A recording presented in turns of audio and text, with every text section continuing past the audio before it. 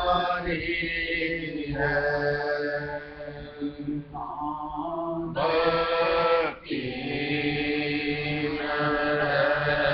भक्ति ऐसी बीमारी है भक्ति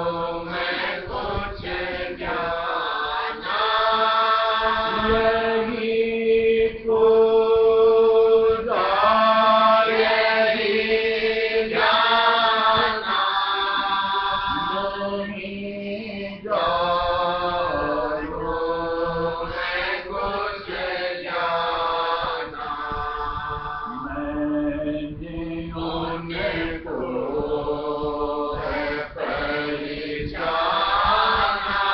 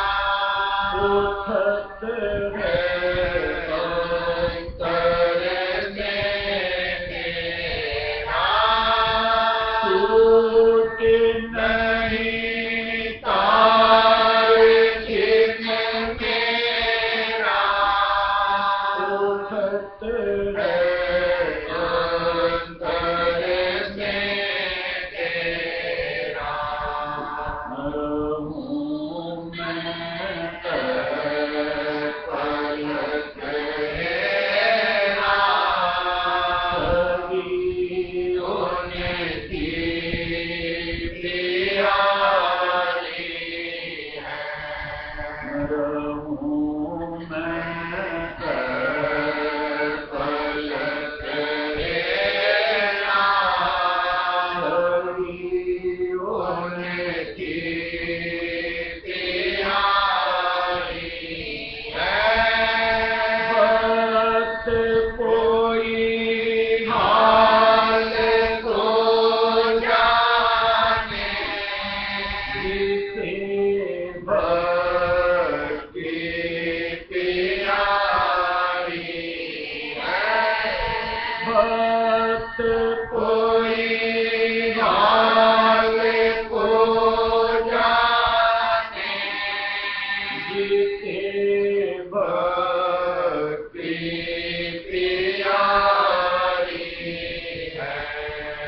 बिना भक्ति में पाऊं लगी ऐसी बीमारी है। बिना भक्ति में पाऊं लगी ऐसी बीमारी है। मेरे भगवंत राधा स्वामी दया कर बड़े सबका कामी। मेरे भगवंत राधा स्वामी दया कर बड़े सबका कामी। लगी जो भक्ति निष्ठा में कभी को देंगे निज धाम में। लगे जो भक्ति निष्ठा में कभी को देंगे निज धाम में। भक्त कोई हाल को जाने जिसे भक्ति प्यारी है। भक्त कोई हाल को जाने जिसे भक्ति प्यारी है। बिना भक्ति में पाऊं लगी ऐसी बीमारी है।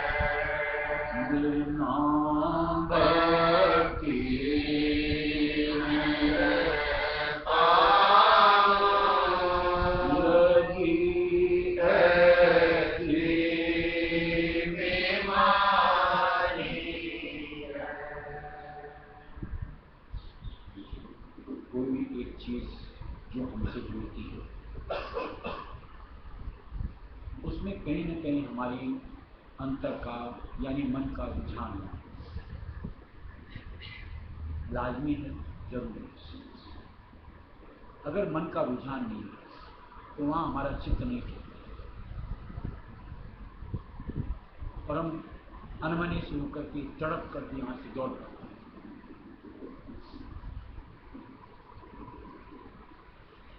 कोई भी चीज में आप देखते और कहीं अगर हमारा चित्त लग जाता है, हमारे मन को भाना शुरू होता है, वहाँ पर समय का पता ही नहीं, यानी एक रुचि बन जाती है। दूसरे शब्दों में तो एक चस्का लग जाता है। जैसे कईयों को बिजनेस का चस्का होता है, कईयों को कोई और चीज का होता है, कईयों को और कोई चीज का होता है। ऐसे किसी को भक्ति का चस्का मिलता है कि बगैर उसके राहत नहीं लगती। जब तक सत्संग न मिले, जब तक मालिक के नाम से न जुड़ो, अंतर व्याकुल रहता है। और ये एक चीज ऐसी होती है, जैसे अभी बात की, अधीर हो जाता है, ऐसा महसूस होता है कि कोई ना कोई चीज की कमी है।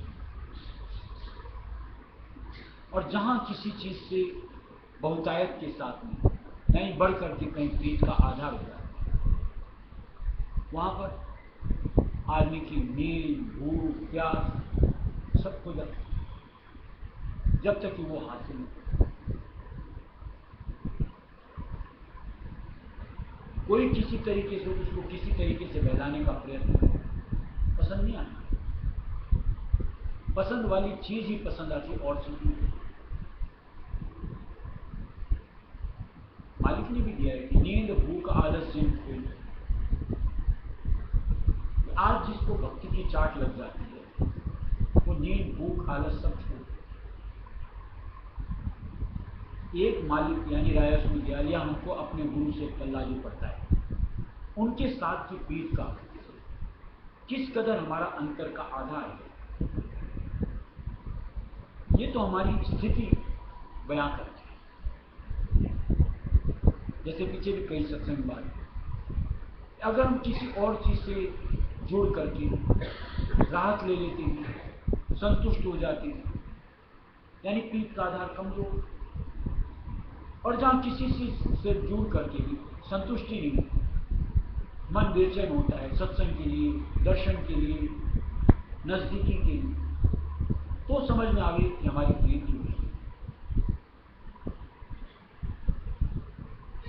दुनिया में देखने को मिलता है कि आज आपस में किसी की आपस में प्रीत होती है और दूसरे से एक दूसरे से मेला नहीं होता,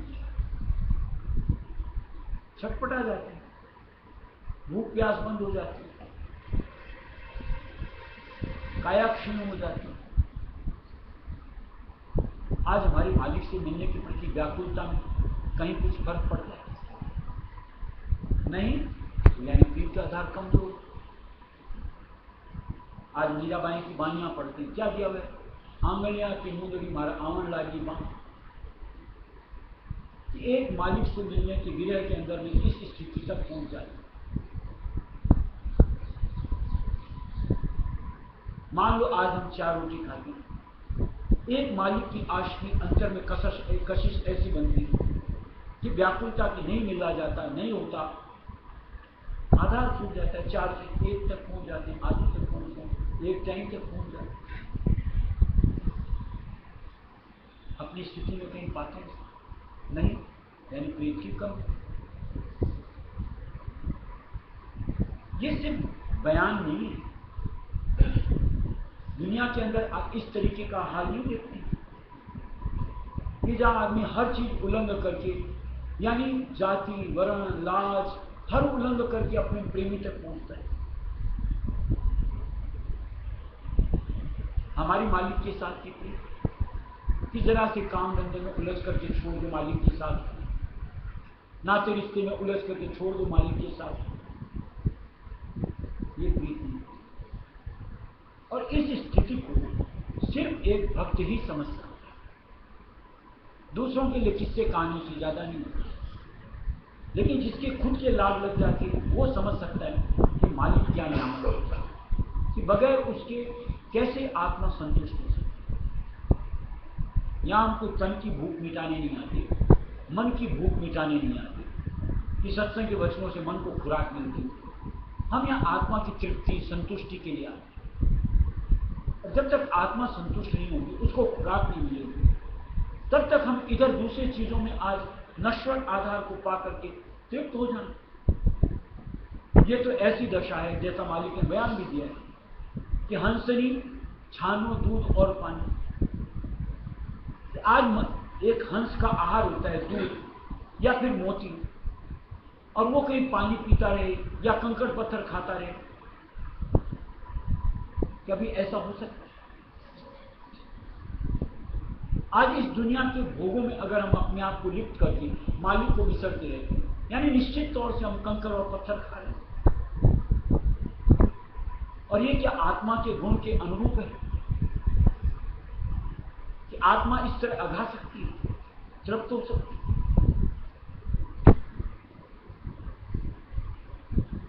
यहां तो मालिक की दया से ऐसे दिए गए हैं वचनों के हिसाब से कि जब तक मालिक के बोल न सुने किसी और की बकझक लगती है सुनने में, चाहे वो अपने घर की मेंबर क्यों नहीं।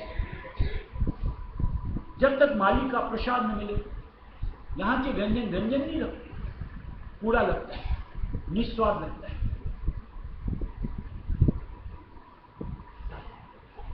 ऐसी मन की सोच धारणा एक अंतर की बनी है, 5 शब्दों से नहीं। फिर देखो व्याकुलता का स्वरूप क्या होता है, और तब जाकर के मालिक ने जैसे दिया है, मैंने उनको है पहचान। ऐसी व्याकुलता के साथ उनकी परख पहचान हासिल होती, और तभी जाकर के आज हर किसी को किनारा करके सिर्फ एक उनकी चाहत बनती है, उनकी सानिध्यता के लिए अंतर बेकर होता है। और जब ऐसा हाल जीव का बनता है तो वो मुरायत में क्या रुझान हो जाए, अपने आप उसको विरोध देता है कि सन्मुखता की नजदीकी, कि उनको आत्मा की तृप्ति के आधार के लिए जो जरूरत है हर चीज की बख्शिश है। अपनी स्थिति को ऐसा बनाए, देखो मालिक पूर्ति करता है यही करता।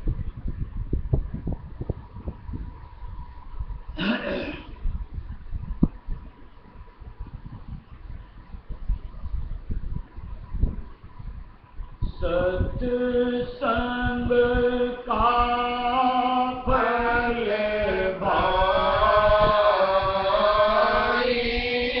नहीं मिले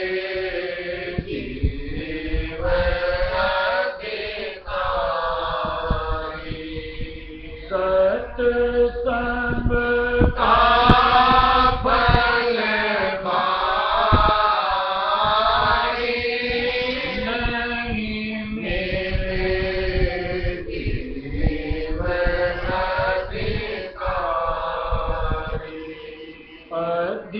अधिकारी बिन प्रगट नहीं फल, अधिकारी बिन प्रगट नहीं फल, सत्संग तो गिना सब चल चल, सत्संग तो गिना सब चल चल, बीच में पर्दा डाली नहीं मिले जीव अधिकारी, सत्संग का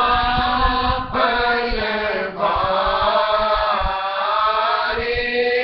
नहीं मिले जीव अधिकारी,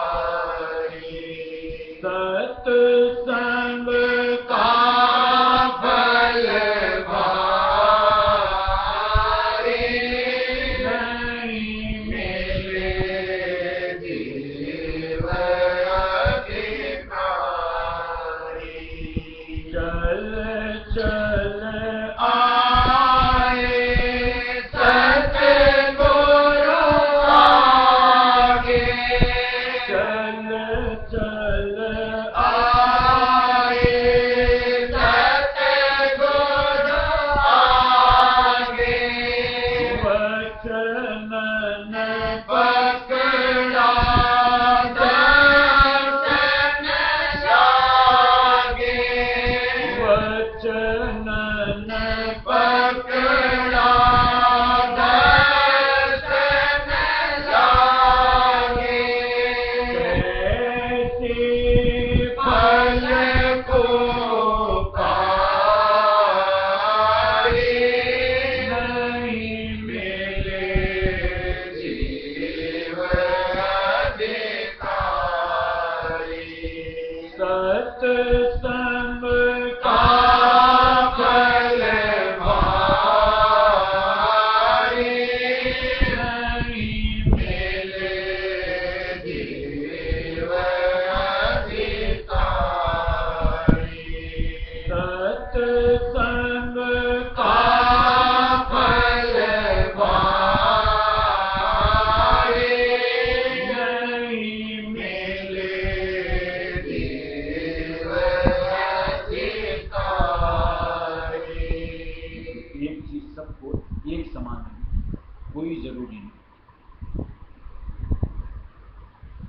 हर जगह लोगों को टेस्ट में, मानसिकता में, समझ में फर्क होता है। और इसलिए मालिक ने किसी को दोष नहीं दिया कि तुझे क्यों नहीं भाता, कि तुझे क्यों नहीं भाता। लेकिन जो जीव मालिक की शरण में जुड़ जाते हैं, यानी जो हम अपने आप को सत्संगी कहते हैं, हम सबका तो एक टेस्ट कहो, मानसिकता कहो, रुचि कहो, होनी लाजमी है। सत्संगी होकर के भी अगर हमारी रुचि भिन्न है, हमारी सोच भिन्न है, तो हम सत्संगी कैसे हो सकते हैं, ये तो सोचें कि जहां हमको मालिक के नाम के अलावा कुछ और सुहावे, मालिक के स्वरूप के अलावा कुछ और सुहावे, अपने निज देश की जगह ये देश भावे, मालिक के चरणामृत प्रसाद की जगह यहां के भोग भावे, कि सत्संगी का दर्जा हमारा कैसा है? ये प्रश्न चित उठता नहीं। लेकिन जहां हमारी सोच में परिवर्तन आएगा, चाहत का स्वरूप तब्दील होगा, तो मालिक ने क्या दिया? सत्संग का फल भारी। इस अनुरूप जीव के ऊपर मालिक दात की बख्शिश कर सकता है कि जीव में आने जाए, यानी सप्त देश राय में देश की बख्शिश हो जाए। लेकिन चाहत के स्वरूप में भिन्नता तो आनी पड़ेगी, यानी यहां नश्वर जग की चाह उस अविनाशी देश की चाह में परिवर्तित हो जाए, तब कहीं जाए यहां के संगी साथियों की जगह मालिक का सानिध्य प्रिय लगे, तब जाकर ये दुनिया की गपशप की जगह मालिक के बोल भाने लगे, तब जाकर। इसमें क्या गलत है? जरा सा कोई भी बतावे तो सही कि मालिक के नो को कहने में, या कोई इस अनुरूप अपनी स्थिति बनाता उसके रहने। कई ऐसे कटाक्ष करते हैं, देखो ये तो सत्संग जाता है, इसको तो खाली सत्संग का चस्का है, अरे तो दुनिया के अंदर चस्का लगाने रहे क्या? तेरे संग बैठ करके फिजूल की बकवास करूं, अपनी चेतनता को यूं बर्बाद करूं, मुझे जरूरी है? तेरी नजर में वो अच्छा तू उधर जुड़ा है, मुझे न्यामत मिले, मैं समझ सकता हूं, मैं तो वहीं टिकता हूं।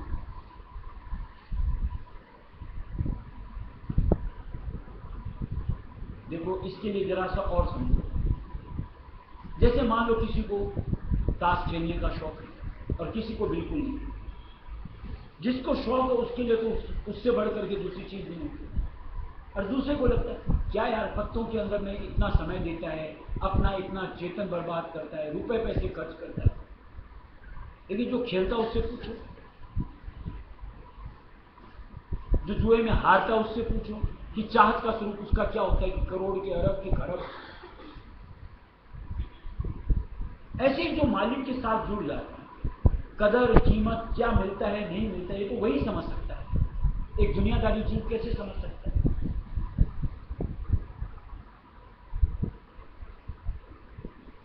आज कोई सेवा में जुड़ता है और कई सेवा से विमुख होकर के है। अरे सेवा में जुड़ने से क्या, किसको क्या मिल रहा हो? तो जो सेवा में अपने आप को तल्लीन करता है वही समझ सकता है कि उसको दुनिया की और कोई भी प्रवृत्ति में प्रवृत्त होना बेकार लगता है। यानी नाहक समय का बिताना, चेतनता का खर्च करना पाता ही नहीं, और जिनको वो रास्ता था उसको इधर चित्त नहीं लगता। और इसीलिए मालिक ने दिया है कि भक्त और जगत दोनों रास्ते जुड़े, दोनों का आपस में कभी मेल होता है, और दोनों को मेल जहां कहीं होता हो वहां सत्संगी को अपनी राह पकड़ लेना चाहिए, यानी बहस के मुद्दे में अपने आप को नहीं लेना, क्योंकि कोई दूसरा हमारी बात की, हमारी स्थिति को न तो समझ सकता है न भांप ही सकता है। हम यहां मालिक की शरण में सत्संगी बनकर जाएं, हमको मालिक की समझ धारनी है, हमको उनके बोल को धारना है, और अपनी मानसिकता में, अपनी रहने में उस चीज को ला करके दिखाना है कि मेरी सोच मालिक की सोच से जुड़ी, और उस सोच के अनुसार मेरी रहनी, इसी ढंग से मेरा जीवन होगा और इसको कोई मेरे दखल नहीं कर सकता। कोई मेरे से नजदीक आवे बहुत अच्छा, और कोई मेरी इस कहने के साथ अब मेरे से जुदा होना चाहे, टाटा बाबा, कोई फर्क नहीं। एक मेरे साथ मालिक है, मुझे और कोई की जरूरत नहीं। जिसके लिए भजन गाते हैं, सदगुरु दयाल मेरे संग रहे, मैं आस करूं किसकी किस। जब मालिक हमारे साथ, हम किसकी किसकी आस करें, कोई जरूरत ही नहीं। एक उनका साथ कुल ब्रह्मांड तक, लियायु को सत्य देश तक हमारे लिए कहा, और दुनिया के चाहे हजारों का साथ हो, फिर भी हम अकेले थे, अकेले ही रहते। वो यानी वो भीड़ हमारे काम की नहीं है। और इसके अनुभव तो जिंदगी में अपन सबको मिलते ही रहते हैं कि जब जब जरूरत होती तब तब देखो सारे किनारे लेते रहते हैं। उस वक्त कोई मदद के लिए सामने नहीं आता, साथ ही नहीं देते, लेकिन हर स्थिति के अंदर में वो मालिक राय अंग संग होते हैं। ऐसों के संग क्यों न सहे हम, उन्हीं के बनकर के क्यों न रहें। लेकिन उस स्थिति को वही समझ सकता है जो कहीं इसलिए पहल कर लेता है, और जिसने दुनिया में ही अपने को रचा बसा रखा, वो हमारी स्थिति को भाप भी नहीं सकता, समझ ही नहीं सकता। वो खिल्लियां उड़ाए तो उड़ो, उनकी नजर में हम कुछ और हैं तो हैं, क्या फर्क पड़ता है। हमें पता होता है कि हमें क्या मिल रहा है और हम क्या हासिल कर रहे हैं। हमारा लक्ष्य क्या है, उनका लक्ष्य क्या है। हमारा लक्ष्य मुक्ति हासिल करना, जन्म मरण से अलग होना, मालिक के साथ जाकर के अपने आप को तद्रुप करना, और उनका लक्ष्य यहां भोग विलास धन संपत्ति करो ना, बढ़ाओ ना। जिस पर जाना होगा, और जाना सबको जरूरी है, उस पर देखें कौन क्या लेके जाता है। सिवाय कर्मों के ठीकरे के कुछ साथ नहीं जाने, वो रगड़ते पसते जाएंगे, हम मालिक की गोद में बैठे जाएंगे। सोचो किसके लिए बेहतर स्थिति, निश्चित तौर से हमारे लिए। इसके मालिक ने सत्संग का परिवार,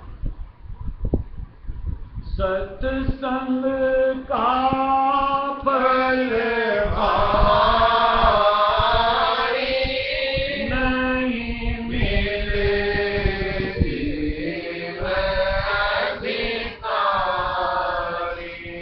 पत्थर पानी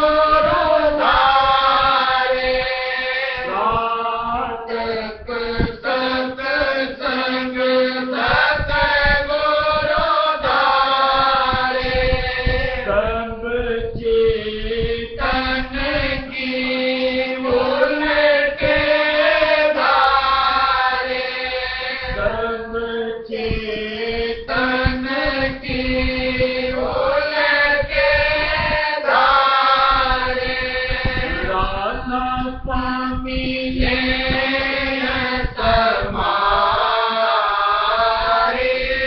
नहीं मिले जीवन अधिकारी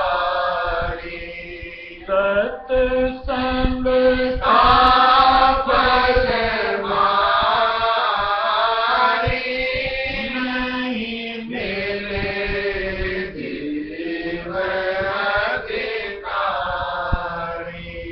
सत्संग का फल वारे नहीं मिले जीवन अधिकारी।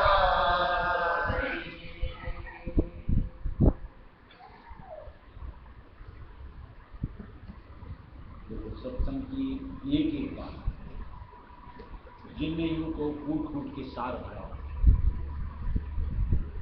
या यूं कहो कि जो हमारे जीव के काम की होती है, अगर धारते चले जाएंगे जिंदगी निखर जाएगी। यानी यूं कहो कि आज हम लोग कोड़ी के मोल हैं, हीरे जवाहरात के मोल नहीं होता, लेकिन धारणा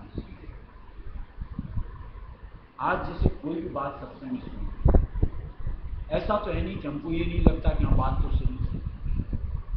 अगर बात सही है तो वो हमारी जीवनी में क्यों नहीं आनी चाहिए?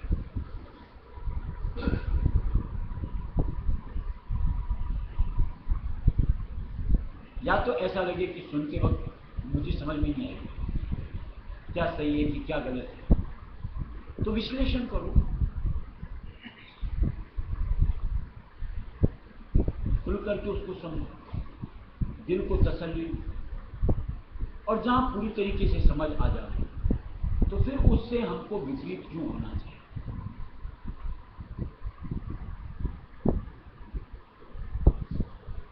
ये विपरीत वाली बात तो जो मालिक की शरण से दूर है, जिनको सही गलत का होश नहीं होता, उनके लिए है ना।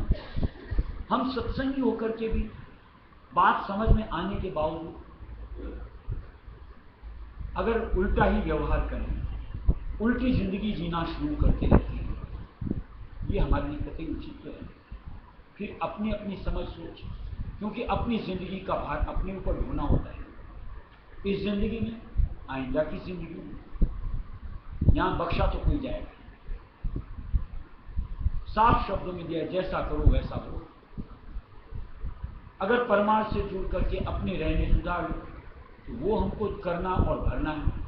यानी मालिक की चरण शरण की नजदीकी मिलेगी, अंतर में मालिक की साथ मिलेगी, और वहां पर जो मालिक की बख्शिश हो वो सब मिलेगी। यानी उस योग्यता को हासिल करना।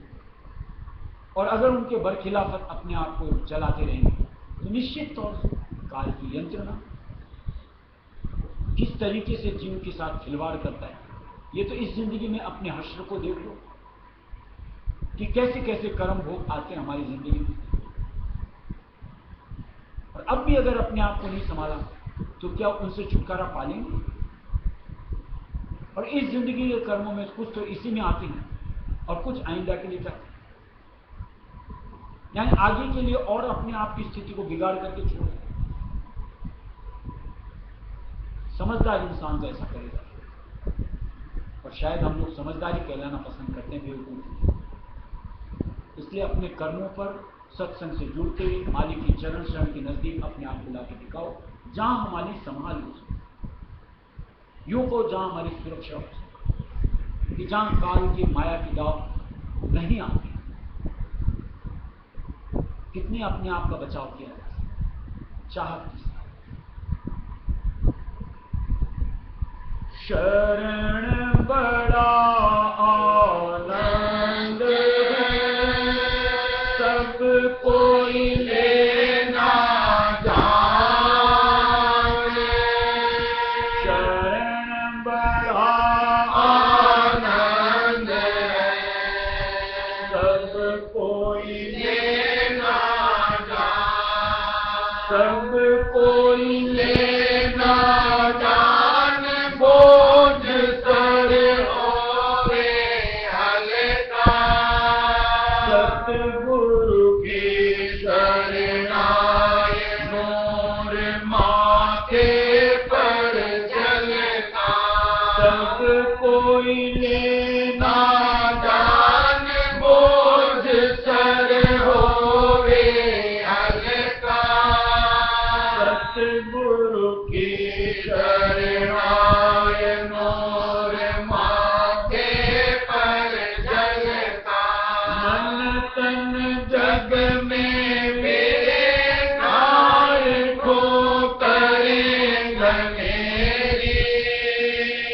बचे न कोई जीव चोट खावे बहु तेरी। मन तन जग में बिने खाए तो करे घनेरी। बचे न कोई जीव चोट खावे बहु तेरी। दुश्मन रहते संग कहो उन कौन बचावे। जन्म मरण नाम मिटे यही जग वो देखावे। दुश्मन रहते संग कहो उन कौन बचावे। जन्म मरण नाम मिटे यही जग वो देखावे। मौका है अब बचन का सब कोई लेना मान।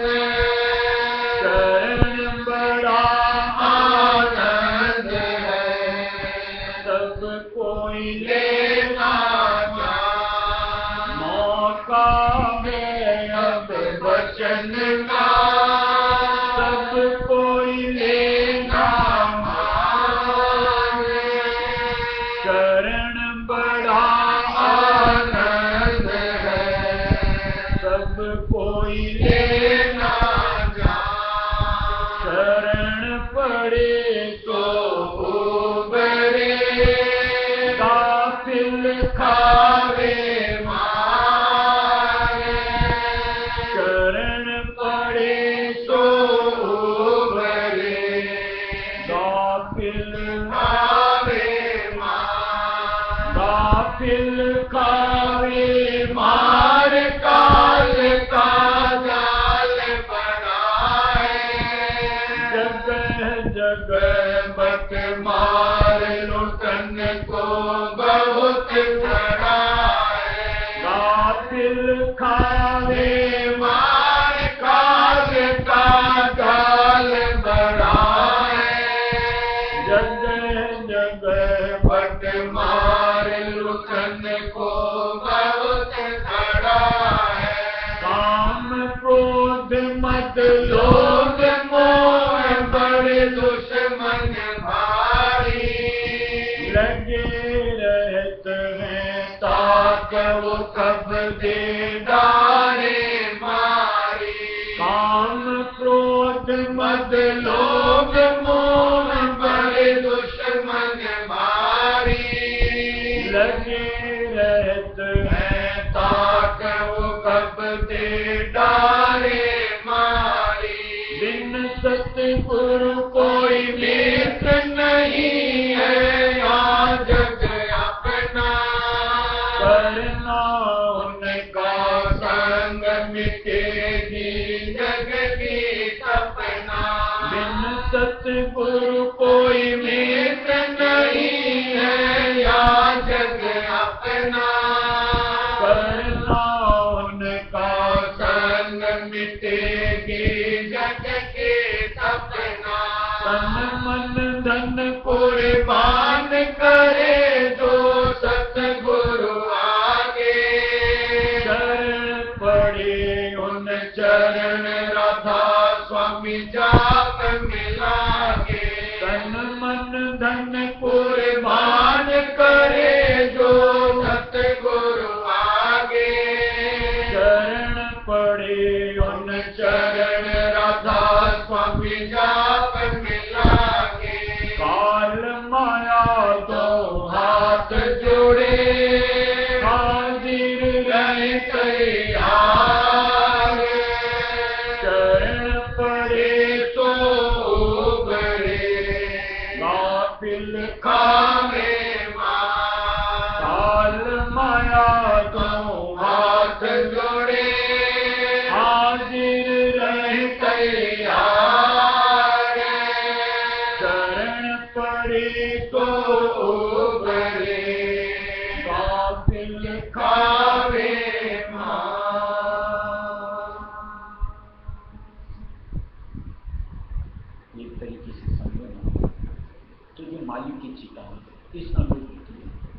जैसे मान लो अपन को कोई अपने पेरेंट्स या कोई अपने ऊपर जो बॉस आज अपन कोई जोखिम लेकर के जाते हैं और हमको कहा जाए फलाना फलाना रास्ता जाना, इधर से उधर मत जाना, इधर उधर लुटेरे रहते हैं, चिंता ही हो सकती है, तो क्या हम उनकी बातों के ऊपर गौर नहीं करते?